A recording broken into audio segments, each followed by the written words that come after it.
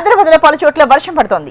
నగరంలోని జూబ్లీ హిల్స్, బంజర్ హిల్స్, మాదాపూర్, గచ్చిబౌలి, కుక్కట్పల్లి, యూసుఫ్గూడ, కుక్కట్పల్లి, మియాపూర్, అమీర్పేట్, పంజగుట్ట, ఖైరతాబాద్, హిమాయత్ నగర్ తో పాటు పలు ప్రాంతాల్లో వర్షం పడుతోంది. రోడ్లపై వర్షపు నీళ్లు నిలవడంతో వాహనదారులు తీవ్ర ఇబ్బందులు పడుతున్నారు. భారీగా ట్రాఫిక్ నిలిచిపోవడంతో వాహనదారులు నరకం చూస్తున్నారు. మరో 2 గంటల పాటు నగరంలో భారీ వర్షం కురిసే అవకాశం ఉందని వాతావరణ శాఖ అలర్ట్ జారీ చేసింది. అత్యవసరమైతే తప్ప నగరవాసులు ఇళ్ల నుంచి బయటకు రావద్దని హెచ్చరిస్తున్నారు జీహెచ్ఎంసీ అధికారులు. 3 కార్పొరేషన్ సిబ్బంది, హైడ్రా, డిఆర్ఎఫ్ బృందాలు రంగంలోకి దిగి నీటి నిల్వలను క్లియర్ చేస్తున్నారు.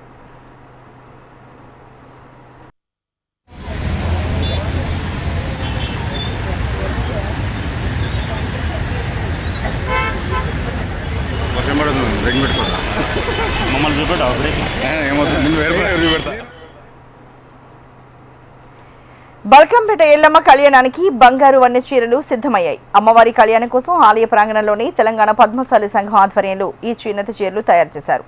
6 వర్ణాలలో అద్భుతంగా నేర్చిన 3 చీరలను అమ్మవారి కళ్యాణం కోసం సిద్ధం చేశారు.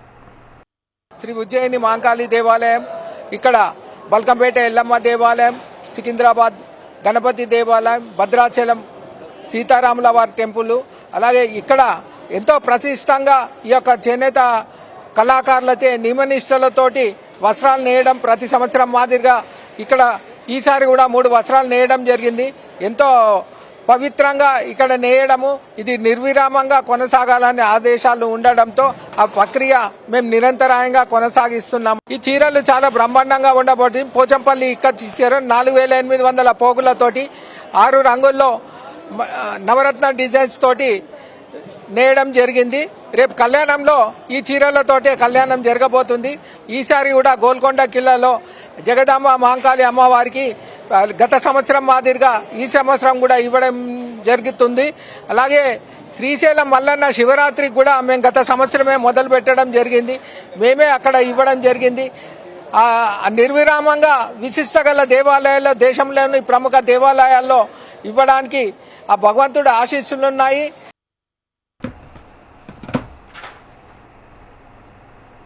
బల్కంపేట ఎల్లమ్మ కళ్యాణానికి భక్తుల రద్దీని దృష్టిలో ఉంచుకొని అధికారులు ప్రత్యేక ఏర్పాట్లు చేస్తున్నారు. కళ్యాణానికి వచ్చే భక్తులకు కొన్ని హాలోగ్రామ్ లేని పాసులు ఇష్యూ చేశారు అధికారులు. అయితే ఇప్పటికే 2000 వీఐపీ పాసులు, అదనంగా మరో 8000 పాసులు జారీ చేసిన అధికారులు స్థానిక భక్తుల విజ్ఞప్తి మేరకు మరో 3000 పాసులు ముద్రించాల్సి వచ్చిందని తెలిపారు. సమయం తక్కువగా ఉండడంతో కొన్ని పాసులపై హోలోగ్రామ్ వేయలేకపోయామని, నకిలీ పాసులకు అవకాశం లేదని స్పష్టం చేశారు. మరోవైపు హోలోగ్రామ్, పోలీస్ శాఖ సంతకాలైన పాసులను ఎట్టి పరిస్థితులను అనుమతించబోమని డీసీపీ రమణారెడ్డి హెచ్చరించారు. ఎల్లమ్మ పోచమ్మ కళ్యాణము మరియు బోనాలకు సంబంధించి ఈ బందోబస్తు ఏర్పాట్లన్నీ కూడా సిపి గారి ఆధ్వర్యంలో, సిపి గారి పర్యవేక్షణలో ఇక్కడ ఏర్పాటు చేయడం జరుగుతుంది. అలాగే ఈ బందోబస్తుకు సంబంధించి ఒక 800 to 900 మెంబర్స్ సంబంధించి ఫోర్స్కి ఈరోజు బ్రీఫింగ్ చేయడం జరిగింది. వీళ్ళందరికీ కూడా రేపు ఎల్లుండి, రేపు కళ్యాణము, నెక్స్ట్ ఎల్లుండి రథోత్సవానికి సంబంధించి వాళ్ళకి అందరికీ కూడా బ్రీఫింగ్ చేయడం జరిగింది. 2 షిఫ్టుల్లో మార్నింగ్ 3:30 to 1 వరకు, 1 to కంప్లీట్ బందోబస్తు అయ్యే వరకు రేపు, అలాగే ఎల్లుండి రథోత్సవం 1:30 నుంచి రథోత్సవం అయ్యేదాకా, అలాగే టెంపుల్లో ఇన్సైడ్ క్యూ లైన్ల కోసము ఇవన్నీ కూడా ఏర్పాట్లు చేయడం జరిగింది. ఎక్కడ కూడా ఎటువంటి అవాంఛనీయ సంఘటనలు జరగకుండా సో క్యూ లైన్లలో జనరల్ క్యూ లైన్లు, so gate number 2, gate number 3, gate number 4 ద్వారా జనరల్ క్యూ లైన్లు, అలాగే విఐపి క్యూ లైన్లు, నెక్స్ట్ ఈ వృద్ధులకు, నెక్స్ట్ ట్రాన్స్జెండర్స్ కి, నెక్స్ట్ లోకల్స్ కి కూడా ఎక్కడ ఎటువంటి ఇష్యూ రాకుండా మేము వాళ్ళకు టైం స్లాట్ ఇచ్చి 1 to 3 ఏమో ట్రాన్స్జెండర్స్ కి, 3 to 5 ఏమో వీళ్ళ వృద్ధులకు, నెక్స్ట్ చిన్నపిల్లల తల్లిదండ్రులకు, నెక్స్ట్ ఫిజికల్లీ హ్యాండిక్యాప్డ్ వాళ్లకు అరేంజ్మెంట్ చేస్తున్నారు. అట్లనే లోకల్స్ కి 6 to 8 కూడా ఏర్పాటు చేస్తున్నారు. అలాగే కళ్యాణానికి సంబంధించి కళ్యాణం దగ్గర వివిఐపి, డోనర్స్, నెక్స్ట్ కళ్యాణం టికెట్స్ కి సంబంధించి కూడా ప్రాపర్ ఎంట్రీస్ అవన్నీ కూడా ప్రాపర్ ఏర్పాట్లు చేయడం జరిగింది. బల్కంపేట రేణుకా ఎల్లమ్మ కళ్యాణానికి మరి అన్ని ఏర్పాట్లు కూడా చాలా ఫాస్ట్ గా జరుగుతున్నాయి. మీకు కళ్ళ ముంగటే ఉన్నాయి. అన్ని డిపార్ట్మెంట్ల మరి ఎండోన్మెంట్ ఈఓ గారు, వేరియస్ డిపార్ట్మెంట్ అధికారులందరి కోఆర్డినేషన్, అదేవిధంగా సింగిల్ ట్రస్ట్ చైర్మన్ గారు, స్థానిక పెద్దలు ఈ బల్కంపేట ఎల్లమ్మ పర్మిషన్స్ లో ఇక్కడ స్థానికంగా ఉన్నటువంటి పెద్దలందరి సహకారం, యువకులు కానివ్వండి, సీనియర్ సిటిజన్స్ కానివ్వండి, అదేవిధంగా మా మహిళామణులు కూడా ఇక్కడ సేవ చేసేటువంటి మహిళామణులు మరి అందరి సంపూర్ణమైనటువంటి సహకారంతో ఎటువంటి ఆటంకాలు, ఇబ్బందులు లేకుండా మరి పూర్తి స్థాయిలో కళ్యాణం జరగాలనేటువంటి సంకల్పంతో మరి ఈ యొక్క కార్యక్రమాన్ని ప్రతి ఒక్కరూ జయప్రదం చేయాలని చెప్పి నేను ఈ సందర్భంగా తెలియజేస్తాను.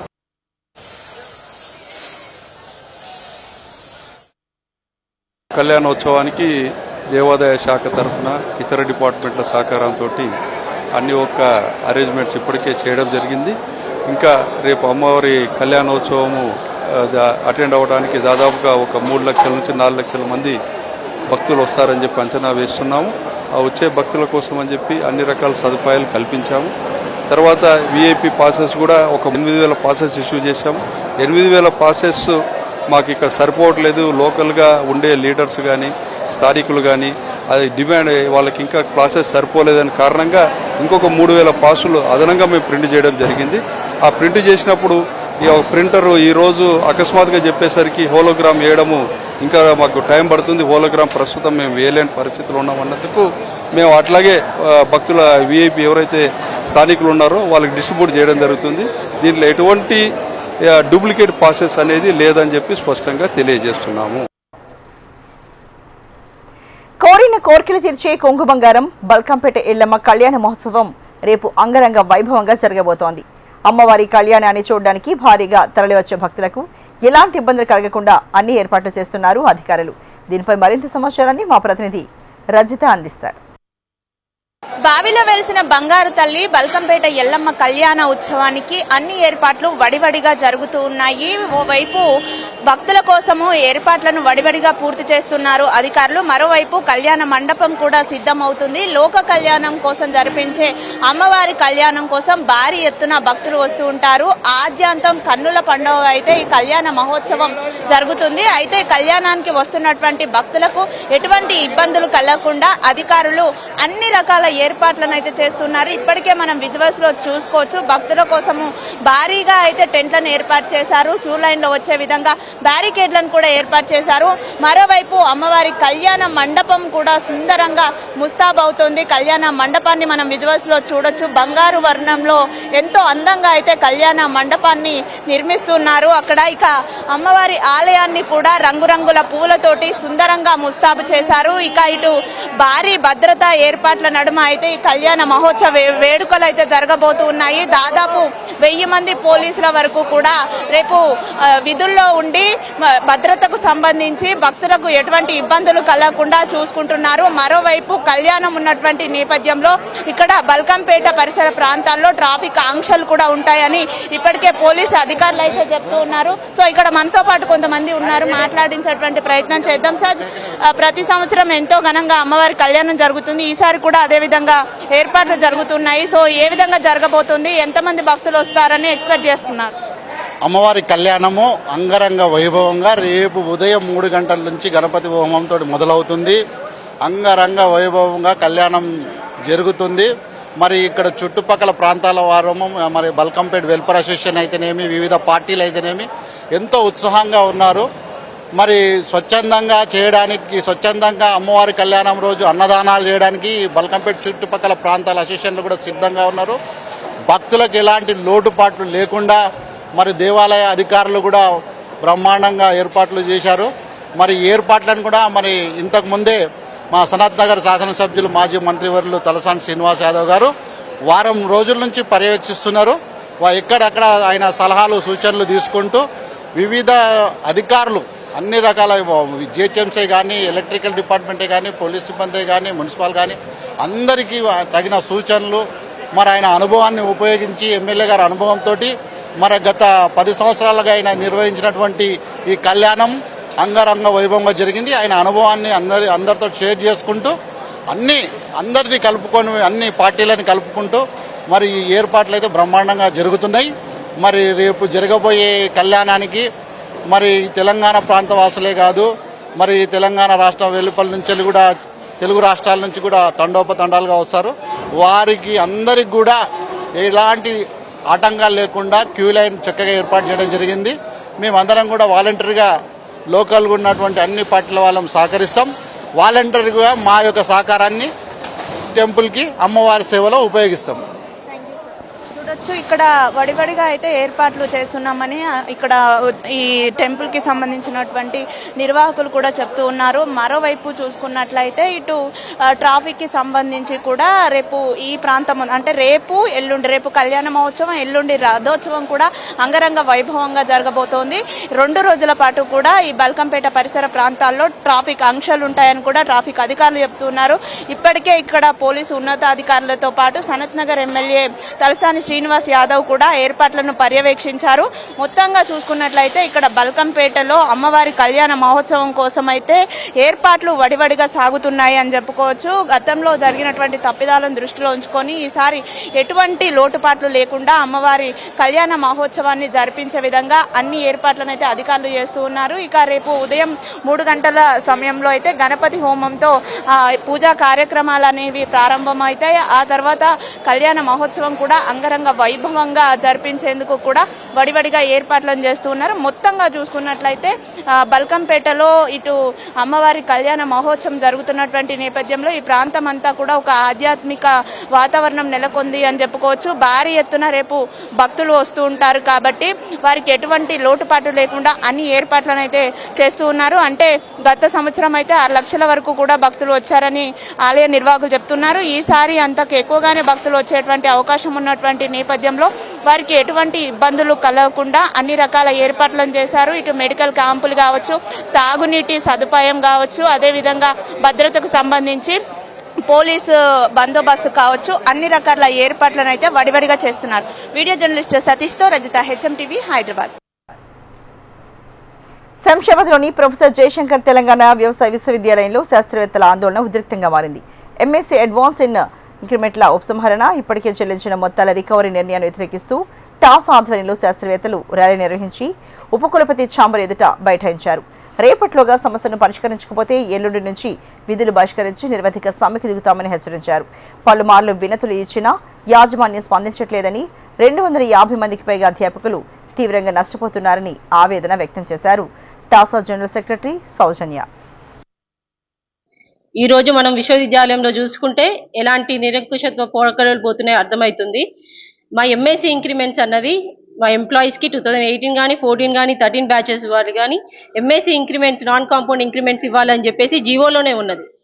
అయితే జీవో నెంబర్ 15లో ఇయ్యలేదు అని ఇంటర్ప్రిటేషన్ ప్రాబ్లం వల్ల జీవో నెంబర్ 15లో ఇయ్యలేదని ఆడిటర్ రిజిస్ట్రార్ని క్లారిఫికేషన్ తీసుకోమన్నారు గవర్నమెంట్ నుంచి. కానీ అది సాకుగా చూపించి మీ ఇంక్రిమెంట్స్లు మీరు తీసుకున్నారు కదా, మీ అన్ని డబ్బులు కట్ చేస్తాం, మాకు మొన్న ఎరియర్స్ వచ్చినాయి, ఎరియర్స్ కూడా ఈ రోజు వరకు ఎవరికి ఇవ్వలేదు, ఇవ్వకుండా మీకు ఆడిట్ ఆబ్జెక్షన్ ఉంది కాబట్టి మీకు ఎరియర్స్ మీకు మొత్తం కట్ చేస్తాం, దాంతోపాటు రికవరీ చేస్తాం, దాంతోపాటు మీ పే రీఫిక్సేషన్ చేస్తామని చెప్పి ఒక్కొక్కరికి 15 లక్షల వరకు 8 నుంచి 15 లక్షల వరకు నష్టాన్ని చేకూరుస్తుంది ఈ యాజమాన్యం. దీన్ని ఏ విధంగానైనా ఆపాలి అని చెప్పి ఎన్నోసార్లు రిప్రజెంటేషన్ ఇవ్వడం జరిగింది. ఒక 2 నెలలు ఇస్తామని చెప్పి ఇచ్చారు. ఇచ్చిన తర్వాత కూడా ఇమ్మీడియట్ గా మమ్మల్ని ఎవరికి కన్సల్ట్ చేయకుండా ఆర్డర్స్ పాస్ చేయడం జరిగింది. జూలై నుంచే ప్రతి ఒక్క DDO కూడా పే రీఫిక్సేషన్ చేయాలి, అమౌంట్ రికవరీ చేయాలి అని. ముందు ఇచ్చిన ఆర్డర్లో అయితే 10 ఇన్స్టాల్మెంట్సే అన్నారు. మేము గొడవ చేయడం వల్ల 30 ఇన్స్టాల్మెంట్స్ అని మొన్న పెట్టారు. ఈ విధంగా ఎందుకు చేస్తున్నారు అనేది అర్థం కావట్లేదు. మేము ప్రశ్నిస్తున్నాం అందరితో వచ్చి. ఈ రోజు ఎంప్లాయీస్ అందరూ కూడా వివిధ రాష్ట్రాల నుంచి, వివిధ స్టేషన్ నుంచి వచ్చారు, సైంటిస్టులు వచ్చారు, అసిస్టెంట్ ప్రొఫెసర్స్ వచ్చారు. కుక్కట్పల్లి KPHB 9వ ఫేజ్లో ఒక భవనంలోని లిఫ్ట్లో తల్లి చిన్నారి చిక్కుకోవడంతో స్థానికంగా ఆందోళన నెలకొంది. సమాచారాన్ని అందుకున్న పోలీసులు వెంటనే ఘటనాస్థలికి చేరుకుని సహాయక చర్యలు చేపట్టారు. లిఫ్ట్ను సురక్షితంగా తెరిచి తల్లి చిన్నారికి ఎలాంటి గాయాలు లేకుండా బయటకు తీసుకొచ్చారు. ఘటనలో ఇద్దరు క్షేమంగా ఉన్నట్లు పోలీసులు వెల్లడించారు. సమయానికి స్పందించి తమ ప్రాణాలను కాపాడిన పెట్రోల్ మొబైల్ పోలీస్ సిబ్బందికి తల్లి హృదయపూర్వక కృతజ్ఞతలు తెలిపారు. పోలీసుల అప్రమత్తత, వేగవంతమైన స్పందనతో పెను ప్రమాదం తప్పిందని స్థానికులు ప్రశంసించారు. Melhor,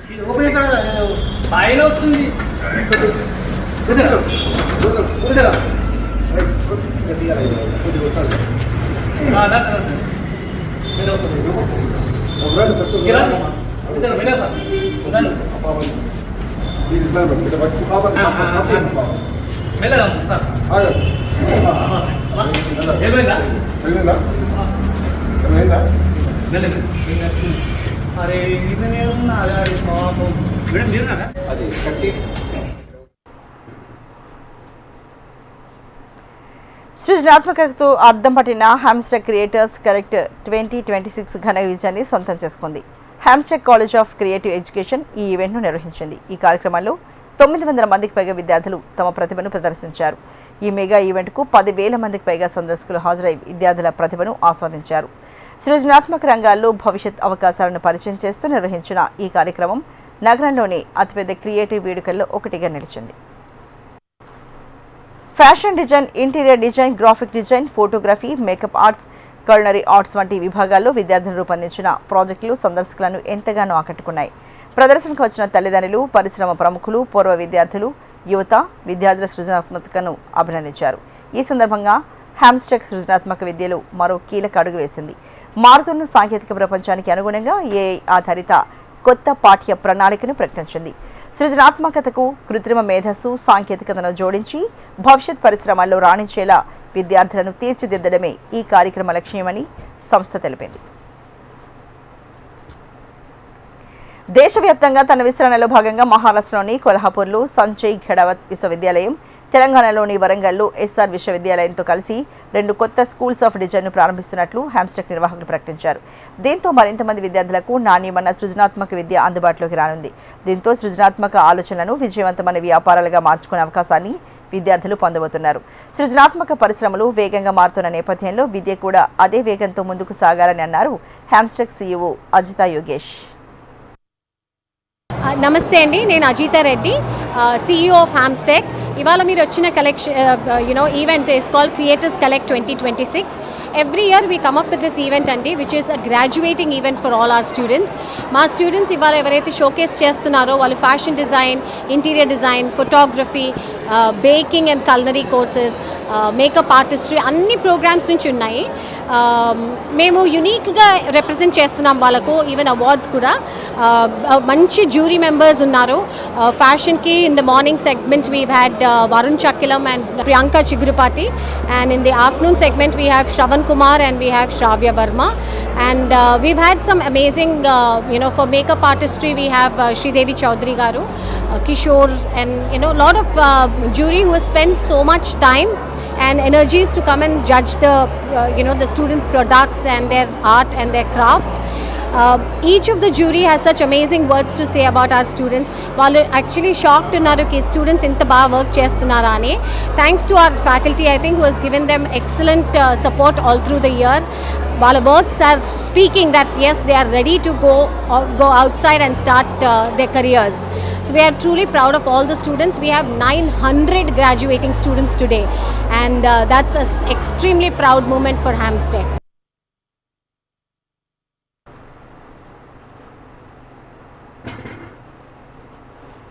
మొత్తం మీద హ్యామ్స్టెక్ క్రియేటర్స్ కలెక్ట్ 2026 విద్యార్థుల ప్రతిభకు వేదికగా నిలవడమే కాకుండా సృజనాత్మక విద్యలో కొత్త ఆలోచనలు, ఆధునిక సాంకేతికత, పరిశ్రమ భాగస్వామ్యాలు, ఉద్యోగ అవకాశాలు, వ్యవస్థాపకతను ఒకే చోట కలిపిన ప్రత్యేక కార్యక్రమంగా నిలిచింది. భవిష్యత్ సృజనకారులను తీర్చిదిద్దే దిశగా హ్యామ్స్టెక్ మరో కీలక ముందడుగు వేసిందనే అభిప్రాయం ఈ కార్యక్రమంలో వ్యక్తమైంది.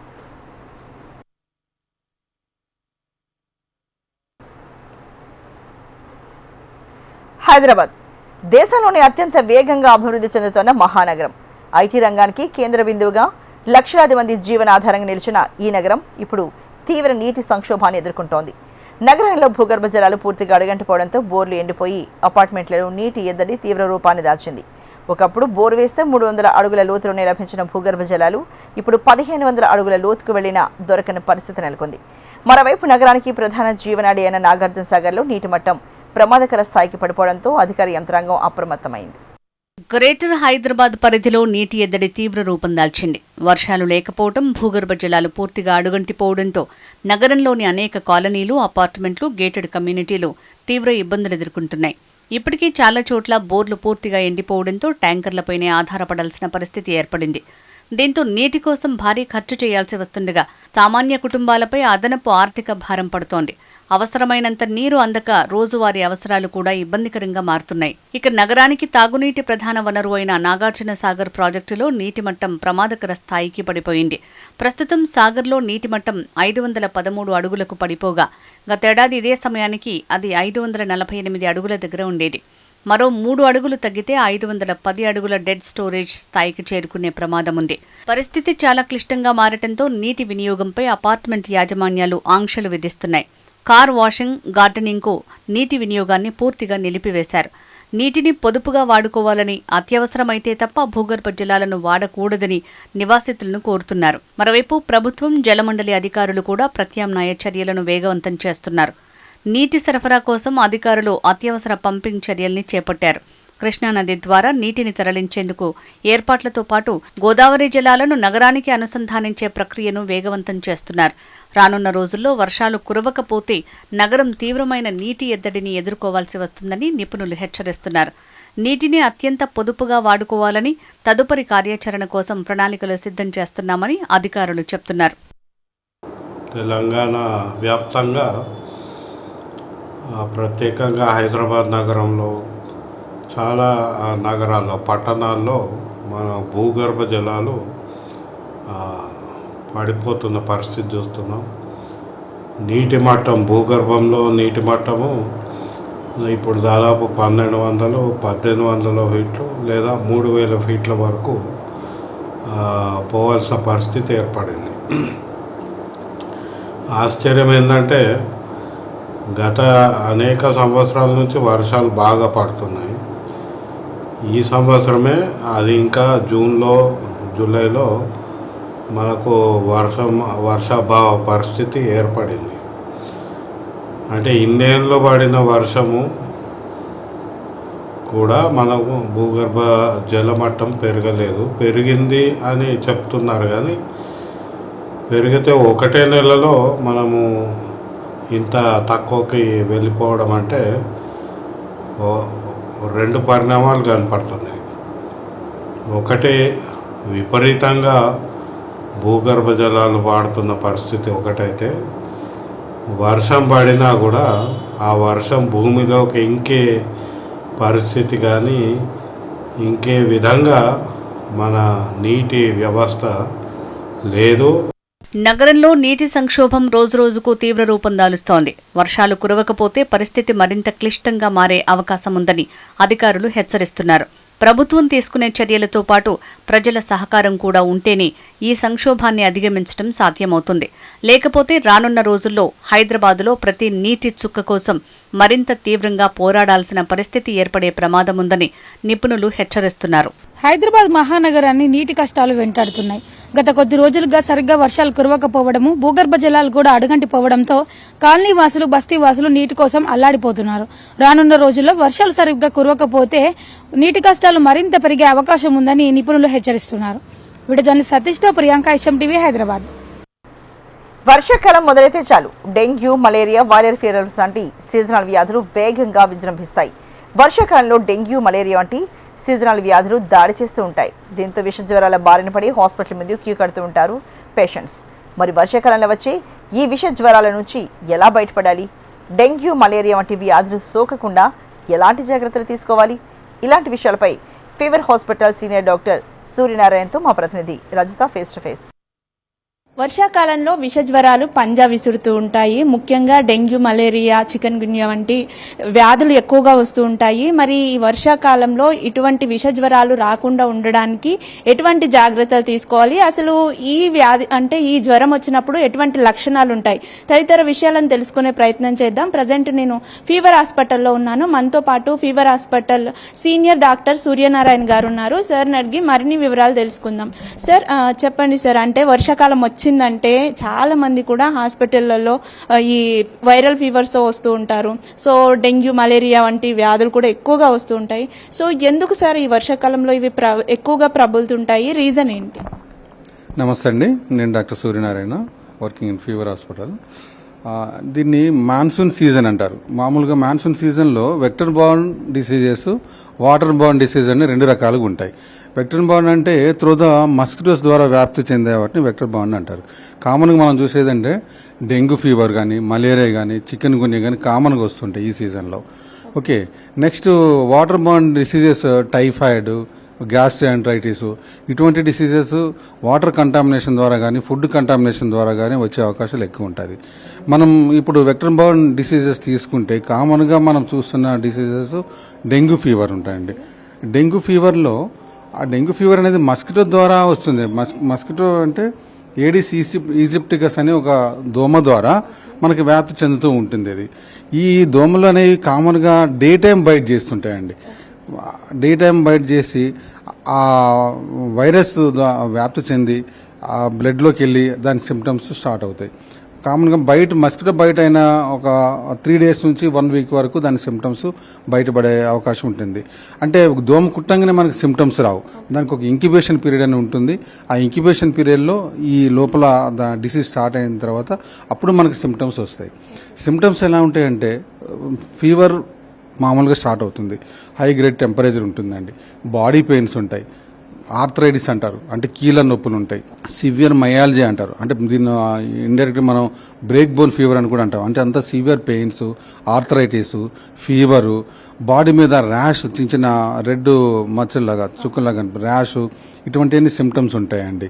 ఒకసారి హెడేక్, సివియర్ హెడేక్, వామిటింగ్స్ కూడా వచ్చే అవకాశం ఉంటుంది. ఇది లక్షణాలు. ఓకే, సో ఇప్పుడు మీరు 2 రకాలుగా ఈ వైరల్ ఫీవర్స్ వస్తాయని చెప్పారు కదా సార్, అంటే దేని వల్ల ఎక్కువగా డేంజరస్ ఉంటుంది? ఎటువంటి అంటే సాధారణ జ్వరాలు, ఈ వైరల్ ఫీవర్స్ ఉంటాయి కదా, ఇప్పుడు చెప్పినటువంటి మీరు 2 రకాల జ్వరాలలో ఏవి డేంజరస్ అని చెప్పారు? ఇప్పుడు జ్వరాలు అనేవి మలేరియా కావచ్చు, టైఫాయిడ్ కావచ్చు, డెంగ్యూ ఫీవర్ కావచ్చు, డిఫరెంట్ రకాల జ్వరాలు ఉంటాయండి. ఒక్కొక్క జ్వరానికి ఒక్కొక్క రీజన్ ఉంటుంది. కామన్గా మస్కిటో బైట్స్ ద్వారా వచ్చే జ్వరాలు మలేరియా కానీ, డెంగ్యూ ఫీవర్ కానీ దాని సివియారిటీని బట్టి మనం ఇది ఉంటుంది డెసిషన్ మేకింగ్ కూడా. సపోజ్ ఇప్పుడు డెంగ్యూ ఫీవర్ ఉంది అనుకోండి, ఫీవర్తో పాటు ఒకసారి మన బ్లడ్ టెస్ట్ చేస్తే మనకి కన్ఫర్మ్ అవుతుంది ఇది డెంగ్యూవా కాదా అనేది తెలుస్తుంది. అందులో సిబి పెన్ కంప్లీట్ బ్లడ్ పిక్చర్ అనేది ఒకటి చేస్తాం. దాంట్లో డెంగ్యూ ఫీవర్ పాజిటివ్ వచ్చింది అనుకోండి, దాంట్లో ప్లేట్లెట్స్ తగ్గే అవకాశం ఉంటుంది, డబుల్ వీసీ కౌంట్ తగ్గే అవకాశం ఉంటుంది. మామూలుగా మనకి ప్లేట్లెట్స్ కౌంట్ అనేది 150,000 నుంచి 4,50,000 వరకు ఉంటాయి. ఇది నార్మల్ వాల్యూస్. సపోజ్ ఈ డెంగ్యూ ఫీవర్లో క్యారెక్టరిస్టిక్ ఫీచర్ ఏంటంటే ఆ ప్లేట్లెట్ రక్త కణాలు, తెల్ల రక్త కణాలు తగ్గే అవకాశం ఉంటుంది. మామూలుగా ఆ ఫీవర్ సివియారిటీని బట్టి ఆ లక్షణాలు ఎక్కువ బయట ఉంటుంది. ఫీవర్ తగ్గిన, డెంగ్యూ ఫీవర్ తగ్గిన 2-3 రోజుల వరకు కూడా ఈ తెల్ల రక్త కణాలు అనేవి తగ్గుతూ ఉంటాయి. సో దాని గురించి అంత భయపడొద్దండి. 20-30 వేల వరకు ఉన్నా పెద్ద భయపడేది ఉండదు. అంటిల్ అన్లెస్ మనకు బ్లీడింగ్ మేనిఫెస్టేషన్ ఏం లేకపోతే మనం వరేది ఏం లేదు. దానికి కావాల్సిన ట్రీట్మెంటు, అన్ని రకాల ట్రీట్మెంట్స్ మన దగ్గర ఉన్నాయి. మేము అన్ని అరేంజ్మెంట్స్ కూడా ఎప్పుడు కేసు వచ్చినా అన్ని రెడీ చేసుకుని ఉన్నాం ఇక్కడ. చూడొచ్చు, వర్షాకాలంలో దోమకాటుకు గురైతే కనుక ఇటువంటి డెంగ్యూ, మలేరియా వంటి జ్వరాలు ఎక్కువగా వచ్చేటువంటి అవకాశం ఉంటుంది. కాబట్టి ఇటువంటి దోమకాటుకు గురి కాకుండా ఉండడము, దీంతో పాటు ఫుడ్, వాటర్ కంటామినేషన్ కాకుండా ఉండడము వంటి జాగ్రత్తలు తీసుకోవాలని సూచిస్తూ ఉన్నారు. ముఖ్యంగా చిన్నపిల్లలు, వృద్ధులు, వారిలో రోగ నిరోధక శక్తి తక్కువగా ఉంటుంది. కాబట్టి వర్షాకాలంలో ఇటువంటి అంటువ్యాధులు, విషజ్వరాలు ప్రబలకుండా తగిన జాగ్రత్తలు తీసుకోవాలని సూచిస్తున్నారు. వీడియో జర్నలిస్ట్ నరేష్తో రజిత, హెచ్ఎం టీవీ, హైదరాబాద్.